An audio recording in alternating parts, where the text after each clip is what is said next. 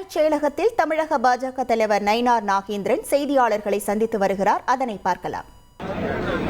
இன்றைக்கு சட்டமன்றத்தில் ஒரு 110 விதியின் கீழ் ஒரு அறிக்கையை வாசிச்சிருக்கிறாங்க. அதாவது மாநிலத்துக்கு முழு அதிகாரம் வேண்டும், சுயாட்சி வேண்டும் சொல்லியிருக்கிறாங்க. அதை ஏற்க இயலாது. மாநிலங்களுக்கு தனியாக சுயாட்சி முழு அதிகாரம் கொடுக்க முடியாது என்பதுதான் எங்களுடைய கருத்து, பாரதிய ஜனதா கட்சியுடைய கருத்து. அதனுடைய அடிப்படையில் நாங்கள் சட்டமன்ற உறுப்பினர் திருமதி வானதி சீனிவாசன் அவர்கள், திருமதி எம்எல்ஏ சரஸ்வதி அவர்கள், அன்புக்குரிய அண்ணன் காந்தி அவர்கள், நாங்கள் இப்பொழுது வெளிநடப்பு செய்து சட்டமன்றத்தில் நாங்கள் எங்களுடைய கருத்துக்களை நாங்கள் பதிவு செய்திருக்கிறோம்.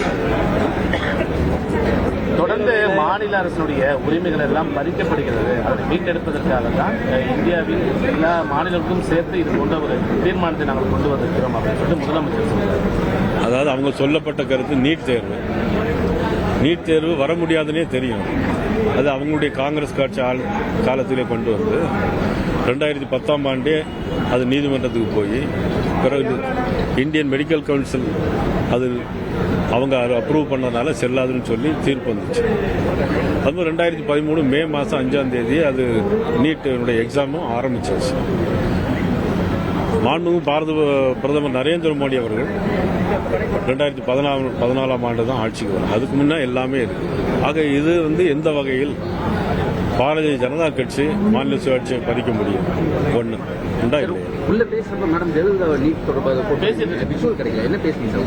இல்ல அது அப்படியா? எல்லாம் அப்படியா? எல்லாமே எல்லாரும் பேசும்போது அப்படிதான். என்ன சார் பேசுங்க? உள்ள நீட் தொடர்பாக மேடம் எழுத பேசுங்க.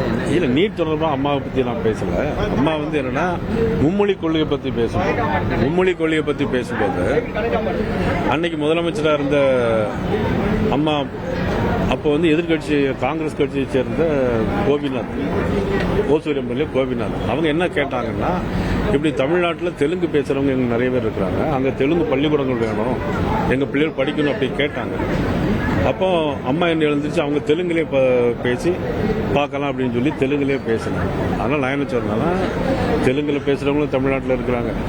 கன்னியாகுமரி மாவட்டத்தை தொட்டு கேரள மாநிலத்தை தொட்டு இருக்கிற கன்னியாகுமரி ஜில்லாலேயும் நிறைய பேர் மலையாளம் பேசுகிறவங்க இருக்கிறாங்க. மும்மொழி கொள்கையில இன்னைக்கு இந்திய திணிக்கிறன்னு நீங்கள் தான் சொல்கிறீங்க. ஆனால் அவங்க இந்திய மொழிகள் ஏதாவது ஒரு மொழி எடுத்து படித்தா போகிறோங்கிறது தான் நியூ எஜுகேஷன் பாலிசி. அதனால நீங்க ஏதாவது ஒரு மொழி எடுத்து படிங்கன்னா அதை நாங்கள் அதுக்காக நான் அதை சொன்னேன். ஆமா, அவங்க ஒரு வருஷம் விலக்கு கேட்டிருந்தாங்க. அதாவது எங்க தமிழ்நாட்டு மாணவர்கள் எங்க பிள்ளைகள்லாம் இன்னும் ப்ரிப்பேர் ஆகல, அதனால ஒரு வருஷம் நீங்கள் விதி விலக்கு வேணும் அப்படின்னு சொல்லி கேட்டிருந்தாங்க. இந்த நீட் விவாதம் வரும்போதெல்லாம் 2010 காங்கிரஸ் ஆட்சி தான் கொண்டு வரப்பட்டது அப்படின்ற ஒரு கருத்தை தொடர்ந்து முன்வைக்கும் போது காங்கிரஸ் எங்க ஆட்சியில் கொண்டு வரப்பட்ட நிறைவேற்றப்படலை அப்படிங்கிற ஒரு கருத்தையும் தொடர்ந்து சொல்லிட்டு வராங்க. அப்ப யாரு பிரைம் மினிஸ்டர் இருந்தாங்க? அப்ப அவங்க தானே பிரைம் மினிஸ்டர் இருந்தாங்க. பிறகு எப்படி அவங்க இல்லைன்னு சொல்ல முடியும்? முதலமைச்சர் அது எப்படின்னா, இப்ப ஜிஎஸ்டி கவுன்சில் ஜிஎஸ்டி அதுவும் காங்கிரஸ் ஆட்சிக்காரர்கள் கொண்டு வரப்பட்டது, நடைமுறைப்படுத்தினது பாரதிய ஜனதா நம்மளுடைய அரசு வச்சுக்கோங்க. அதுல ஒரு 100 ரூபா இருக்குன்னா அதுல 50 ரூபா ஏற்கனவே மாநில அரசுக்கு போயிடுது. அப்புறம் இருக்கிறதுல 50ல் 29% அவங்களுக்கு மறுபடியும் போயிடும். அவங்க அதை மறைச்சிட்டு 1 ரூபாய்க்கு 29 பைசா தான் வருது அப்படின்னு சொல்றாங்க. சார், முதலமைச்சர் டாக்டர் அம்பேத்கர் கோட் பண்ணிட்டு மாநில அரசும் ஒன்றிய அரசும் ஒருத்தருக்கு சப்பார்டினேட் கிடையாது, அவங்க அத்தாரிட்டி கோஆர்டினேட் பண்ணணும்னு சொல்லியிருக்காரு. இல்ல, அதாவது என்னன்னா, இவங்க மாநிலங்களை பிரிக்கணும் அப்படிங்கிற பிரிவினைவாதத்துக்கு தான் இவங்க தூண்டுறாங்களே தவிர, நீங்க இந்திய அரசு ஒற்றுமையா இருக்கணும், இந்திய நாடு வல்லரசு நாடாங்கிற எண்ணம் இவங்களுக்கு இல்லை. இப்பொழுது முதலமைச்சர் என்ன பண்ண நினைக்கிறாங்கன்னா, தனி தமிழ்நாடு வேணும், தனி கொடி வேணும் அப்படின்னு ஏற்கனவே முன்னாடி ஒரு முன்மொழிஞ்சதை இப்ப அவங்க நினைக்கிறாங்க. இந்த நாடு வல்லரசா நாடு மாறணும்னா எல்லா மாநிலங்களும் ஒன்னா தான் இருக்கும். இப்போ டாக்டர் அம்பேத்கர் அவர்கள் என்ன சொன்னாங்கன்னா, எல்லா மாநிலங்களும் ஒன்றா இருக்கணும், அப்போ தான் ஒரு நாடு வளர்ச்சி அடைய முடியும் அப்படின்னு சொன்னாங்க.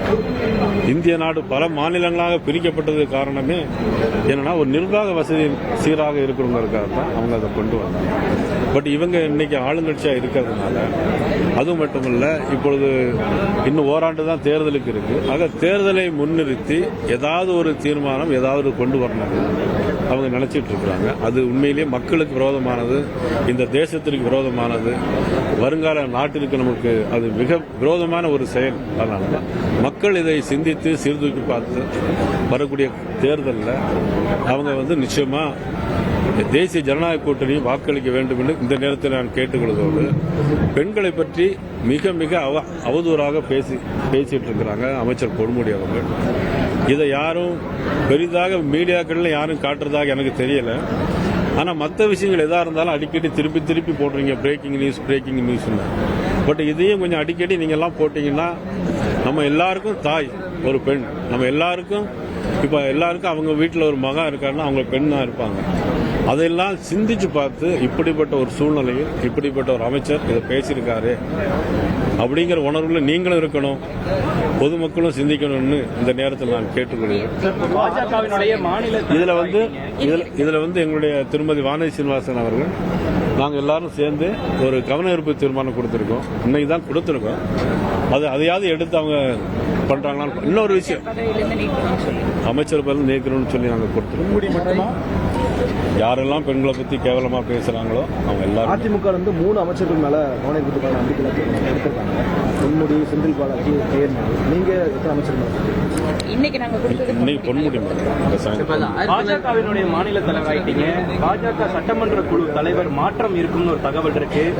மாற்றம் இருக்குமா? மாற்றம் இருந்தா சந்தோஷம். ஒரே ஆளே எல்லா பதவியும் வச்சுக்கிட்டு இருந்தா என்ன அர்த்தம் இருக்கு? உங்கள் தந்தி ஒன் தொலைக்காட்சியில் கர்ணன் தினமும் மாலை 5 மணிக்கு காண தவறாதீர்கள்.